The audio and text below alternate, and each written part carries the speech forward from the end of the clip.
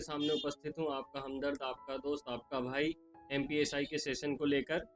जीवन क्या है? जीवन एक रहस्य का विषय है दोस्तों, कि सही जीवन क्या है? आपने भी अक्सर ये सोचा होगा कि जीवन क्या है, हम जीवन क्यों जी रहे हैं, तो सही जीवन किस प्रकार से होना चाहिए। इसी संबंध में दोस्तों, जिंदगी ना मिलेगी दोबारा जो मूवी की कुछ पंक्तियां हैं कि सही जीवन के क्या मायने हो सकते हैं। इसमें कहा गया है कि दिलों में तुम अपनी बेताबियां लेके चल रहे हो तो जिंदा हो तुम, नजर में ख्वाबों की बिजलियां लेके चल रहे हो तो जिंदा हो तुम, हवा के झोंकों के जैसे आजाद रहना सीखो, तुम एक दरिया के जैसे लहरों में बहना सीखो, हर एक लम्हे से तुम मिलो खोले अपनी बाहें, हर एक पल एक नया समा देखें ये निगाहें, जो अपनी आंखों में हैरानियां लेके चल रहे हो तो जिंदा हो तुम, दिलों में तुम अपनी बेताबियां लेके चल रहे हो तो जिंदा हो तुम। दोस्तों, जीवन का जो रहस्य है, जीवन का रहस्य खोजने में ना होके जीवन का जो मेन अर्थ है वो है जीवन को जीने में है। तो मैं आशा करता हूँ दोस्तों कि अब आप अपना जीवन अच्छे से जीने की शुरुआत और तरीके से कर देंगे। दोस्तों, जो हमारा टॉपिक चल रहा है कि भारतीय संविधान के प्रमुख स्रोत कि सोर्स क्या है, जो संविधान का हमने निर्माण किया है उसके क्या क्या सोर्स है। तो दोस्तों, ये सोर्स की जब बात आती है तो ये दो प्रकार के हैं। एक है विदेशी सोर्स, ठीक है, एक कौन से होते हैं, देशी या भारतीय स्रोत। दोस्तों, हमने पहले भी आपको बताया है कि भारत का जो संविधान है दुनिया के विभिन्न संविधानों से प्रेरित है, जिसमें संविधान के प्रमुख स्रोत और कुछ प्रावधानों की सूची दी गई है। तो इसमें दोस्तों हमने जो विदेशी जो सोर्स है उसमें विभिन्न देशों के जो संविधानों का जो डाटा कलेक्ट किया है और हमारे संविधान का हमारी परिस्थिति के अनुकूल क्या किया गया है, निर्माण किया गया है। तो सबसे पहले दोस्तों जब बात आती है कि जो संयुक्त राज्य अमेरिका या जो वर्तमान में अमेरिका के संविधान के कुछ प्रावधान हमने क्या हुए भारत के संविधान में सम्मिलित किए गए हैं, उनमें क्या क्या है। तो यहाँ मैं सबसे पहले बतलाना चाहूँगा दोस्तों कि जो अमेरिका का संविधान है ये क्या है, लिखित संविधान है। अमेरिका का संविधान कैसा है, लिखित संविधान है, ठीक है। इसमें कुल कितने अनुच्छेद है, 7 अनुच्छेद हैं, 7 अनुच्छेद हैं। ये लिखित संविधान है जो क्या है वर्तमान में भी संचालित है दुनिया का, ठीक है। इससे हमने कौन कौन से प्रावधान लिए गए। हाँ, एक बात और दोस्तों इसमें कि ये अमेरिका का जो संविधान है वो क्या है, एक प्रकार से कठोर संविधान के रूप में जाना जाता है, ठीक है, कठोर संविधान के रूप में जाना जाता है। लिखित संविधान है और संविधान में कुल 7 अनुच्छेद दिए गए हैं। इस संविधान से हमने जो कौन कौन से प्रावधान लिए हैं वो क्या है कि प्रस्तावना, ये प्रस्तावना, संविधान की प्रस्तावना से तात्पर्य होता है कि जिस प्रकार किसी व्यक्ति का मुखड़ा होता है, जिस प्रकार किसी व्यक्ति का मुखड़ा होता है, तो जो हमारे संविधान की जो किताब है उसका जो मुखड़ा क्या है वो है, उसे क्या कहा जाता है, प्रस्तावना कहा जाता है दोस्तों। फिर मौलिक अधिकार होते हैं। मौलिक अधिकार जीवन के जो आधारभूत अधिकार होते हैं, जन्म के आधार पर जो अधिकारों की जो प्रदान किए जाते हैं किसी देश के नागरिकों को, उन्हें क्या कहा जाता है, मौलिक अधिकार कहा जाता है।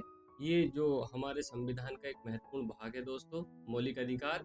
और संविधान में 6 मौलिक अधिकारों की बात की गई है, ठीक है।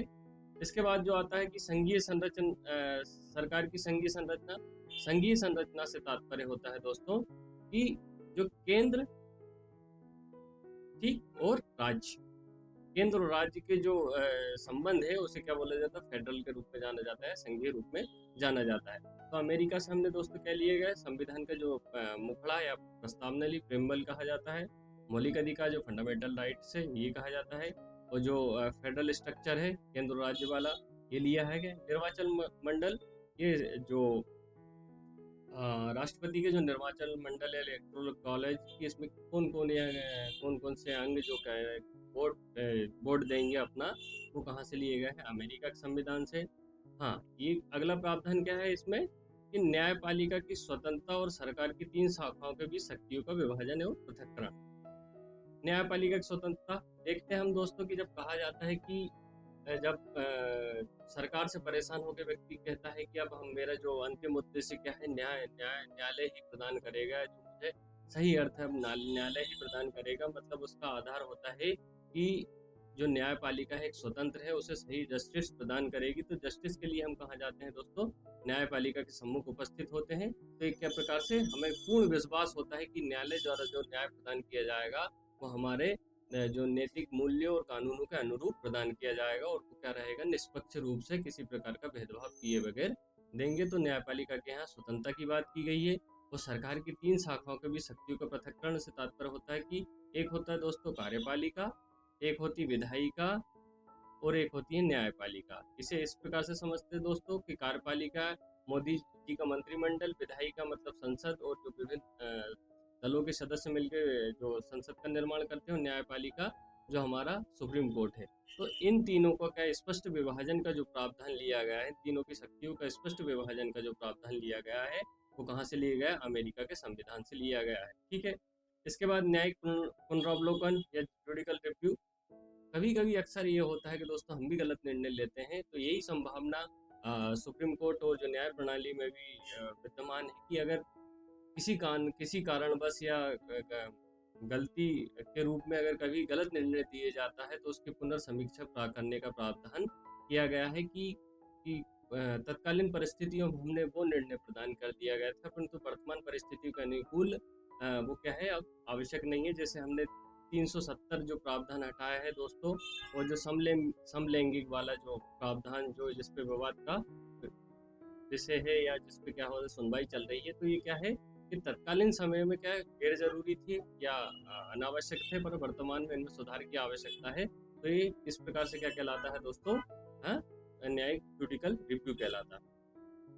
फिर जो अगला प्रावधान जो है कि राष्ट्रपति सेना का सर्वोच्च कमांडर होता है। ठीक है। तो जो हमारी जो राष्ट्रपति महामहिम राष्ट्रपति मुर्मू जी, द्रौपदी मुर्मू जी है, उन्होंने क्या होता है वो थल सेना, वायुसेना और नौसेना के क्या होती है सर्वोच्च प्रेसिडेंट या कमांडर होती है। सर्वोच्च कौन होती है? नौसेना की कमांडर होती है। फिर कानून के समक्ष संरक्षण। ठीक, कानून के समक्ष समान संरक्षण से तात्पर्य होता है दोस्तों कि कानून समान परिस्थितियों में समान व्यवहार करेगा, और अगर किसी प्रकार से असमान परिस्थितियां उत्पन्न हो जाती है, तो उसमें असमान परिस्थितियां उत्पन्न हो जाती है तो कानून क्या करेगा? भेदभाव कर सकता है। ठीक है। एक बार और सुनने की आवश्यकता है दोस्तों कि कानून के समक्ष समान संरक्षण से तात्पर्य होता है कि कानून समान परिस्थितियों में समान व्यवहार करेगा, परंतु अगर परिस्थितियां भिन्न है या विपरीत है या फिर समान नहीं है, तो वहाँ कानून क्या कर सकता है? भेदभाव कर सकता है। तो यही जो व्यवस्था है, यहीं से क्या हुआ दोस्तों? आरक्षण की व्यवस्था उत्पन्न हुई कि एक वर्ग जो है कि संपन्न मतलब समाज से वंचित है, तो उसे क्या किया जाएगा? समाज में मुख्य धारा में लाने के लिए आरक्षण का प्रावधान किया जाएगा। तो एक बार और याद करने की आवश्यकता है दोस्तों कि जो प्रस्तावना है वो कहाँ? अमेरिका से ली गई है। मौलिक अधिकार कहाँ से लिए गए हैं? अमेरिका से लिए गए।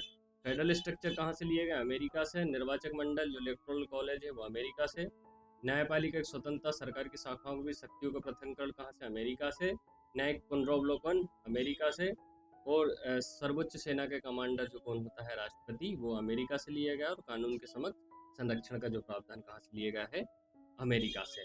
ठीक है दोस्तों, ये काफ़ी ज़्यादा इम्पोर्टेंट है। इससे जो एग्जाम में अक्सर पूछा जाता है कि अमेरिकी संविधान से कौन कौन से सोर्स लिए गए हैं। सोर्स का जो सोर्स बतला दिया जाता है और संविधान का नाम पूछा जाता है। अगला आता है इसमें कि अब जो ब्रिटिश संविधान है, इससे कौन कौन से सोर्स हमारे संविधान में क्या कराए गए हैं? एक्सेप्ट किए गए। ठीक है। तो इसके बारे में बतलाना चाहता हूँ मैं दोस्तों कि जो ब्रिटिश संविधान है अलिखित है, मतलब किताब के रूप में नहीं है। जिस प्रकार हमारे संविधान किताब के रूप में है, बेशक क्या है कि जो ब्रिटेन का संविधान है वो क्या है? अलिखित है, किताब के रूप में नहीं है। संविधान क्या है? कुछ कानूनों, परंपराओं और प्रथाओं के रूप में क्या है? संचालित है। ठीक है। और ये लचीला है दोस्तों, लचीला संविधान है। ठीक है। अमेरिका का संविधान क्या था? कठोर था, और ये क्या है? लचीला संविधान है।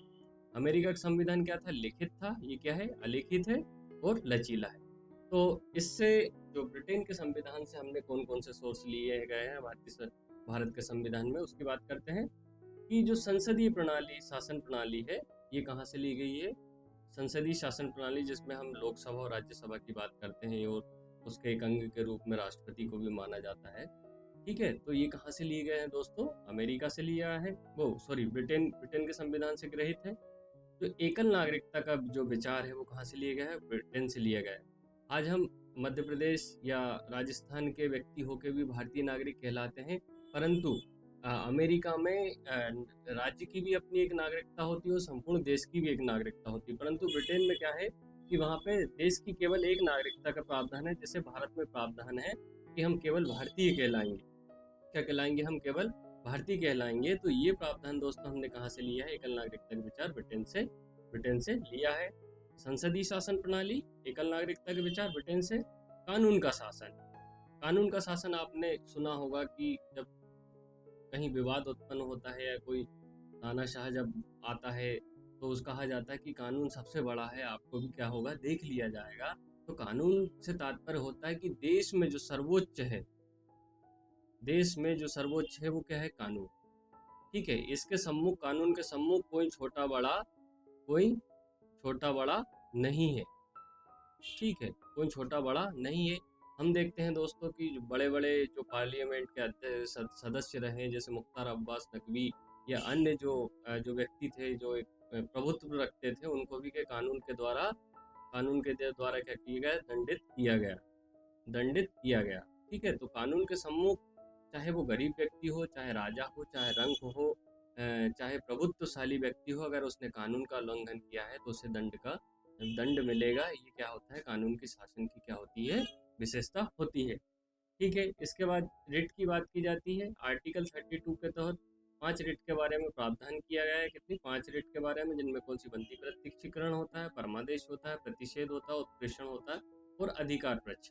जब दोस्तों हम जो मौलिक अधिकार पढ़ेंगे तो उनमें 5 रिटों के बारे में आपको और विस्तृत रूप से बताया जाएगा। अगला है स्पीकर का जो पद और उसकी भूमिका क्या है। स्पीकर किसे कहते हैं दोस्तों? जो संसद की जो कार्यवाही में जो भाग लेते हैं, या लोकसभा का जो स्पीकर, लोकसभा अध्यक्ष कहलाता है, उसे स्पीकर कहा जाता है। ठीक है, ये क्या करता है कि जब संसद का सदन चलता रहता है उसकी कार्यवाही को क्या करता है? नियंत्रित निर्देशित करते हैं, तो उसे स्पीकर। तो जो स्पीकर की भूमिका क्या रहेगी, किस प्रकार से रहेगी, और वो सरकार का भाग होगा या ना होगा, और सरकार से सम्मिलित होगा या ना होगा, वो सब क्या है? ब्रिटेन से हमने ग्रहित किया है। फिर इसके बाद होता है कानून का निर्माण किन प्रक्रियाओं से कानून के निर्माण की प्रक्रिया। कानून किस प्रकार से बनता है, किस प्रकार से विधेयक पेश किए जाते हैं, या कानून लोकसभा में किस प्रकार से जो कानून का जो प्रारूप होता है लोकसभा में जाएगा, राज्यसभा में जाएगा, फिर राष्ट्रपति के सम्मुख जाएगा। ये पूरी प्रोसेस है दोस्तों, कहाँ से ली गई है? ब्रिटेन से ली गई है। फिर कानून द्वारा स्थापित प्रक्रिया है। ये कानून द्वारा स्थापित प्रक्रिया, इससे तात्पर्य होता है दोस्तों कि कानून तभी सर्वमान्य होगा या स्वीकार होगा या लागू होगा जब उसे एक निश्चित प्रक्रिया के अनुसार निर्मित किया जाएगा। क्या होगा? निश्चित प्रक्रिया अपनाकर उसे क्या बनाया जाएगा, जब ही क्या होगा? कानून के द्वारा स्थापित प्रक्रिया रहेगा। कि जो प्रक्रिया की बात की गई है, अगर उसे फॉलो ना करके या एक प्रकार से जबरदस्ती कहीं पे कानून का थोपा जाता है या उल्लंघन करके कानून का निर्माण किया जाता है, संविधान का उल्लंघन करके कानून का निर्माण किया जाता है, तो वो कानून क्या होगा? निरस्त कर दिया जाएगा। किसके द्वारा?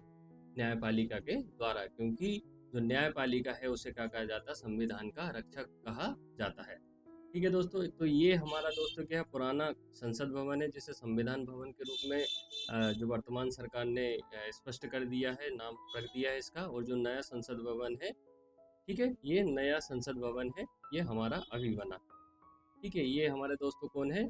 वर्तमान में लोकसभा अध्यक्ष ओम बिरला जी।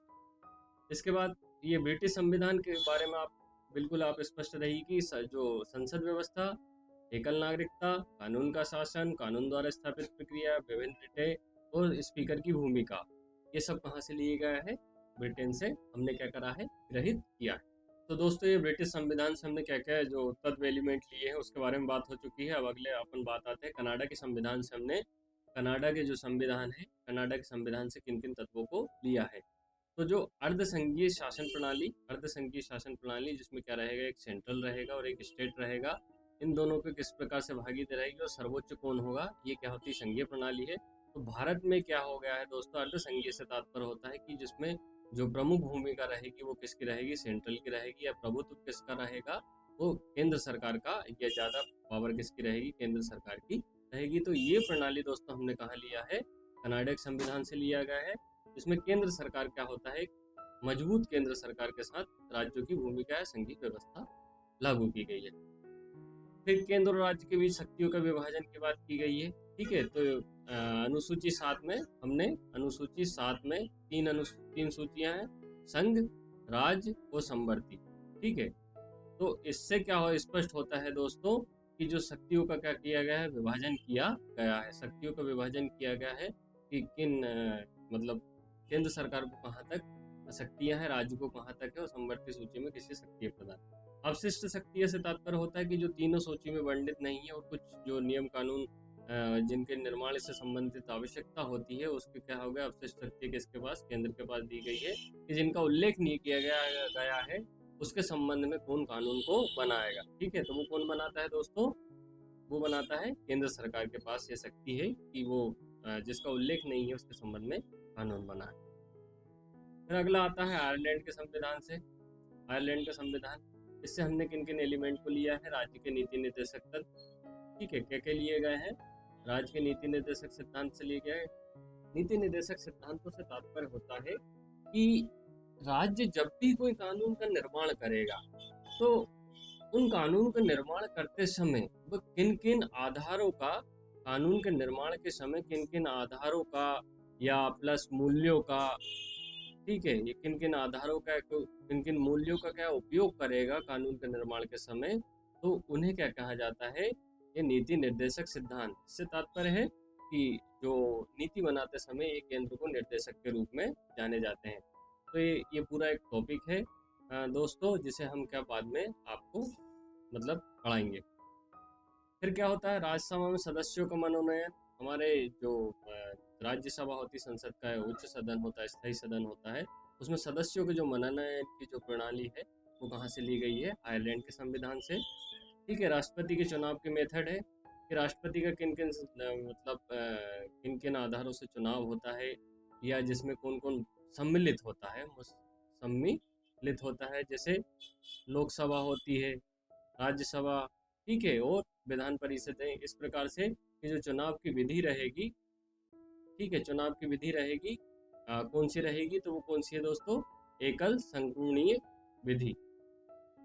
ठीक है, चुनाव की जो पद्धति है एकल संक्रमणीय पद्धति को क्या किया गया है, अपनाई गई है। और सम्मिलित कौन कौन होते हैं इस विधि में, लोकसभा के सदस्य, राज्यसभा के सदस्य, विधान परिषद के सदस्य, इन्हें क्या हो जाता है, राष्ट्रपति के चुनाव में कह देते हैं, ये सम्मिलित होते हैं, भाग लेते हैं। फिर इसके बाद जो आता है फ्रांसीसी संविधान है। फ्रांस के संविधान से क्या लिया गया है, सबसे पहले तो होता है गणतंत्र या रिपब्लिक को लिया गया है। ठीक है, गणतंत्र रिपब्लिक या गणतंत्र रिपब्लिक को लिया। गणतंत्र से तात्पर्य होता है कि जो देश का सर्वोच्च होगा, ठीक, देश का सर्वोच्च होगा वो क्या होगा, चुना जाएगा।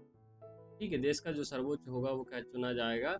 ये कहाँ से लिया गया है, हमने फ्रांसीसी संविधान से। तो जो हमारी प्रेम्बल है इसमें क्या स्वतंत्रता, समानता और बंधुत्व के आदर्श को कहाँ से लिए गए, कहाँ से लिया गया है, फ्रांस के संविधान से। मैं आपको बताऊंगा दोस्तों यहाँ पे कि जो ये तीनों शब्द है, स्वतंत्रता, समानता और जो बंधुत्व है, हमारे प्रस्तावना के जो आधार है, वो कहाँ से आए हैं, वो आए हैं फ्रांसीसी क्रांति से। फ्रांसीसी क्रांति है कहाँ से, 1789 की फ्रांसीसी क्रांति से आए हैं ये तीनों शब्द। इसमें जो फ्रांसीसी क्रांति में रूसों की भागीदारी थी, रूसों ने भागीदारी थी, जिसमें स्वतंत्रता, समानता और बंधुत्व के आदर्श को स्थापित किया गया था और उस देश में क्या गई, क्रांति की रूपरेखा निश्चित की गई थी। क्योंकि दोस्तों वहाँ पे उस समय तत्कालीन परिस्थितियों में न स्वतंत्रता थी, न समानता थी, न बंधुत्व था। वहाँ एक प्रकार से डिक्टेटरशिप या तानाशाही थी जो क्या है, लोगों को प्रताड़ित कर रही थी। तो इन आदर्शों के आधार पर क्या होगी, 1789 में फ्रांसीसी क्रांति हो गई। तो उस क्रांति से पूरी दुनिया में स्वतंत्रता, समानता और बंधुत्व के आदर्श जो हम आज जो आम बोलचाल की भाषा में उपयोग करते हैं, वो कहाँ से आए हैं, फ्रांसीसी क्रांति से। तो फ्रांस से और कौन कौन से, गणतंत्र और प्रस्तावना की ये तीन आदर्श कहाँ से आए, फ्रांस के संविधान से। अगला देखते हैं कि ऑस्ट्रेलिया के भीतर, ठीक है, अगला देखते हैं क्या है, ऑस्ट्रेलिया देश के भीतर और राज्यों के बीच व्यापार और वाणिज्य की स्वतंत्रता की। आज जो दक्षिण भारत में का इडली सांभर हम उत्तर भारत में देखते हैं, और उत्तर भारत का समोसा दक्षिण भारत में देखने को मिलता है। मतलब एक प्रकार से क्या होता है, फ्री ट्रेड की बात की गई है। ऊपर से नीचे हो चाहे नीचे से ऊपर, देश का कोई भी नागरिक कहीं भी जाकर क्या हो सकता है, व्यापार या वाणिज्य की स्वतंत्रता यहाँ पे प्रदान की गई है। फिर अगला क्या है, संविधान को लागू करने के लिए राष्ट्रीय विधायिका की शक्ति। इसका प्रावधान कहाँ से लिया गया, ऑस्ट्रेलिया के संविधान से। और जो पूछा जाता है दोस्तों की जो संवर्ती सूची है, संवर्ती सूची समवर्ती सूची कहाँ से ली गई है? अपने ऑस्ट्रेलिया के संविधान से। ठीक है, समवर्ती सूची कहाँ से ली गई? ऑस्ट्रेलिया के संविधान से। मैंने आपको बतलाया था अभी कि जो 7वीं अनुसूची है, 7वीं अनुसूची, इसमें 3 सूचियां हैं, राज्य सूची, संघ सूची और समवर्ती सूची। ठीक है, ये संविधान में जो 12 अनुसूचियां हैं, इसमें से कौन सी 7वीं अनुसूची में क्या दिए गए? 3 अनुसूचियों के बारे में दिया गया कि राज्य की कहाँ तक शक्ति है, संघ की कहाँ तक शक्ति है, और समवर्ती सूची के बारे में विषय में प्रावधान किया गया कि इसमें कौन कानून बनाएगा। तो दोस्तों, ये जो समवर्ती अनुसूची है कहाँ से ली गई है? ऑस्ट्रेलिया के संविधान से। काफ़ी सारे एग्जाम में पूछा गया है। मैं उम्मीद करता हूँ दोस्तों कि आप इसे स्पष्ट रूप से क्या करेंगे, याद रखेंगे। आगे देखते हैं, दक्षिण अफ्रीका का जो संविधान है, संविधान से क्या लिया गया? संविधान संशोधन की प्रक्रिया ली गई है। संविधान के संशोधन की प्रक्रिया। संविधान संशोधन क्यों आवश्यक है? संशोधन क्यों आवश्यक है? भाई, संविधान बन चुका है, बड़े बड़े बुद्धिजीवियों ने या जो विधिवेत्ताओं ने संविधान को बनाया, काफी विचार विमर्श के बाद इसको बनाया, तो संविधान की आवश्यकता क्यों है? ठीक वैसे ही दोस्तों की समय अनुकूल जिस प्रकार से हमें अपने जीवन में परिवर्तन की आवश्यकता होती है, ठीक है, कि समय अनुकूल जीवन में परिवर्तन की आवश्यकता होती है, इसी प्रकार जो संविधान को भी बदलते हुए परिवेश में, कि आज हम टेक्नोलॉजी के जगत में हैं, तो हमें क्या हुआ? आईटी कानून बनाने की आवश्यकता महसूस हुई। तो क्या हुआ दोस्तों कि जो वर्तमान परिवेश के अनुसार संविधान में बातें नहीं लिखी गई थी, उन्हें जोड़ने के लिए क्या हुआ है? संविधान में परिवर्तन की आवश्यकता होती है। तो ये परिवर्तन किया जाएगा, इसके बारे में ये प्रावधान कहाँ से लिए हमने? दक्षिण अफ्रीका के कहाँ से लिए हैं? संविधान से लिए गए। फिर राज्य सभा के सदस्यों का चुनाव, जो राज्यसभा होती है, जो उच्च सदन होता है, उसके सदस्यों का किस प्रकार से चुनाव होगा, वो क्या है, कहाँ से लिए गया है? दक्षिण अफ्रीका के संविधान से। नेक्स्ट जो है, जर्मनी के संविधान से किन किन एलिमेंट को लिया है? कि केंद्र की आपातकालीन शक्तियाँ होती हैं। ठीक है, केंद्र की आपातकालीन शक्तियाँ होती हैं। इसका जो अर्थ है कि जब कभी हमारे देश में बाहरी आक्रमण हो जाता है, ठीक, आक्रमण हो जाता है या विद्रोह हो जाता है या गलत सरकार का चुनाव हो जाता है, ठीक है, गलत सरकार बन जाती है, तो इस समय क्या होगा कि क्या होती है? आपातकाल की शक्तियाँ के बारे में क्या होता है? प्रावधान दिया गया कि आपातकाल की शक्तियों से संबंधित क्या किया गया? उल्लेख किया गया है। ये कहाँ से लिया हमने? जर्मनी के संविधान से। फिर इसका जो अगला है कि मौलिक अधिकारों का निलंबन, कि जो आपातकाल लागू होगा, तो आपातकाल में एक प्रकार से बंदिशें लागू हो जाती है कि काफ़ी सारे काम रोक दिए जाते हैं।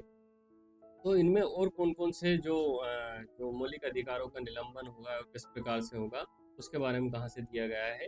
जर्मनी के संविधान से।